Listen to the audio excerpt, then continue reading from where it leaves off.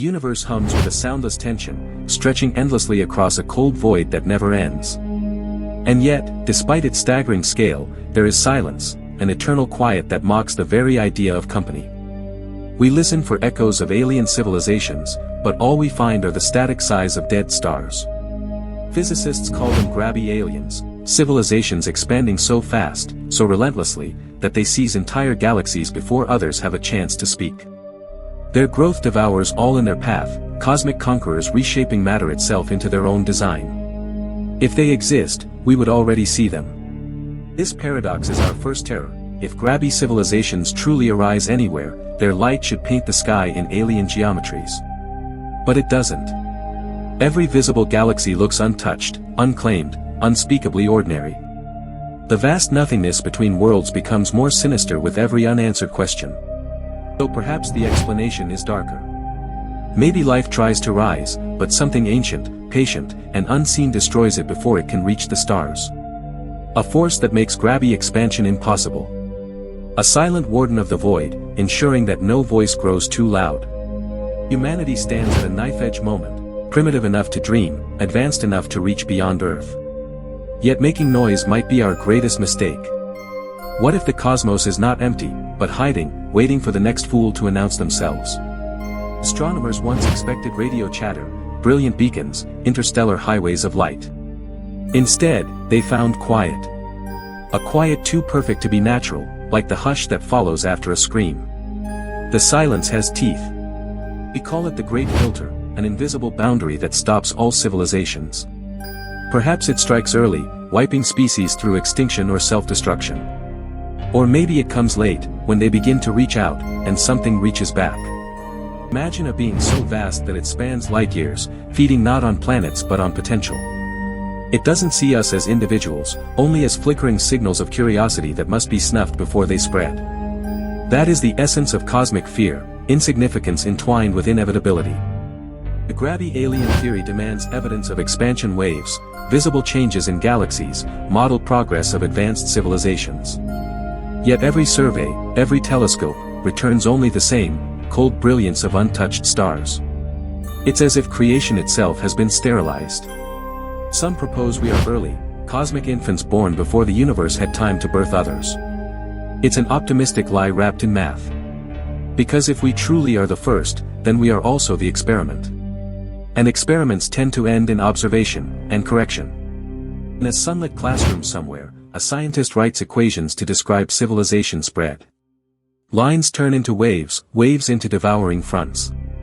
The math whispers something hideous, that expansion is unstoppable once begun. We know what comes next. Across millions of years, those waves would reshape galaxies, harvesting, rearranging, consuming until only engineered silence remains. The absence we see now might not be natural. It could be the scar tissue of previous empires. We romanticize extraterrestrial life, singing skies, benevolent contact, cosmic unity.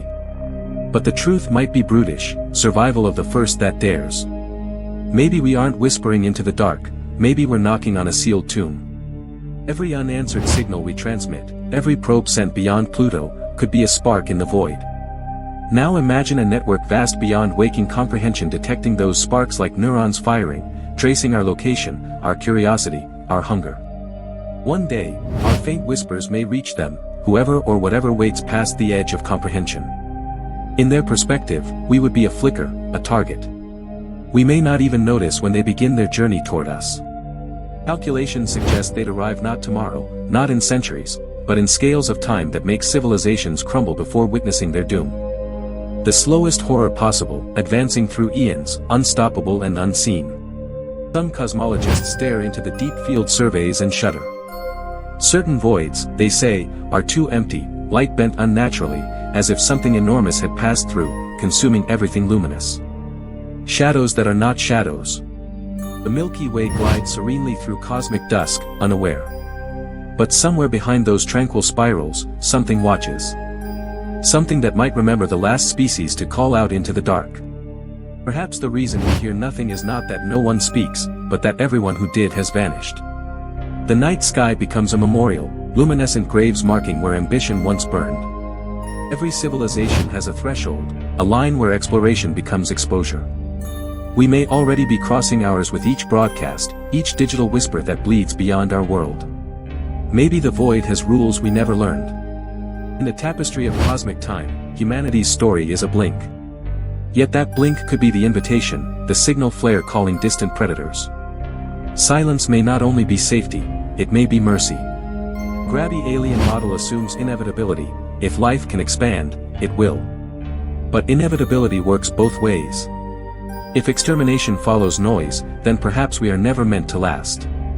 Evolution's final test might be discretion. A handful of thinkers whisper about self-erasure, the idea of vanishing voluntarily, to hide from attention, to merge back into quiet entropy. It's not surrender, it's camouflage. Survival through silence. Yet silence feels impossible. Curiosity drives us to seek, to reach, to shout across eternity. This hunger is noble but fatal. In the cosmic scale, light itself might be a mistake. Even the cosmic microwave background, the afterglow of creation, hides secrets in its texture. Strange cold spots that might be the footprint of massive engineering, or remnants of civilizations erased long before Earth had oceans. We cling to the notion that we're special, that consciousness was meant to arise here and not vanish. But perhaps uniqueness is just isolation painted beautifully. The universe, in its grandeur, may never have been meant for company.